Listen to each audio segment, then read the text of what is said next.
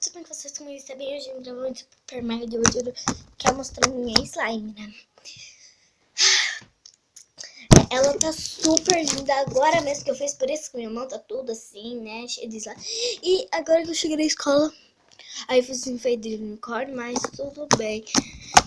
Vamos... Ai, gente, desculpa. Aqui está muito honesto, super. Então eu vou mostrar aqui. Como é que você acha? Ah, já viram. Olha, gente, ela estica um monte. Ai, gente, eu não tinha testado ainda. Ela faz um clique ótimo. Como vocês já podem ver, ó.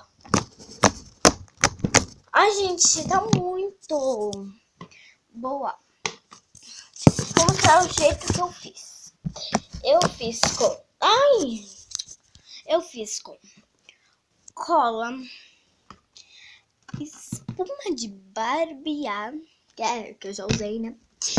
Água boricada, bicarbonato de sódio e corante. Por que, gente, eu fiz assim? Porque fica muito bom o slime. Olha, fica demais. O slime fica muito clique. E, aliás, ele fica muito esticante. Vou fazer o barulho pra vocês, ó.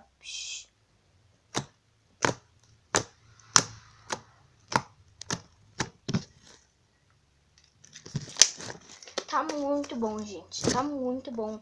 Eu só vou tirar esses slime da minha mão, tá? Porque tá faltando ponto, assim. Aí já queria pegar na mão tudo. Só que daí eu tive que colocar mais água.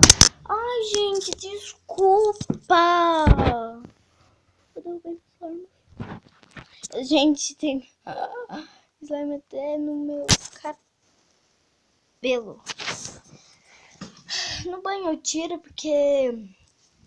Eu vou mostrar ele aqui no chão, mas que pena que aqui tá meio sujinho. Mas tudo bem, pega na mão mesmo. Tá na mão, né? Olha, eu vou mostrar a esticância. Ele estica um monte. Um monte, sério. Eu vou mostrar o clique. Ele faz isso, sim. Dá pra comparecer que ele tá arrebentando. É que quando você faz assim, forte no slime, aí ele, né, tá. Então, esse foi o vídeo. Espero que vocês tenham gostado. Se tenham gostado, deixe seu like, beijo e tchau, tchau. Ah, eu só queria fazer uma foto, gente. Mas tudo bem que não deu foto nenhuma. Tchau, beijo.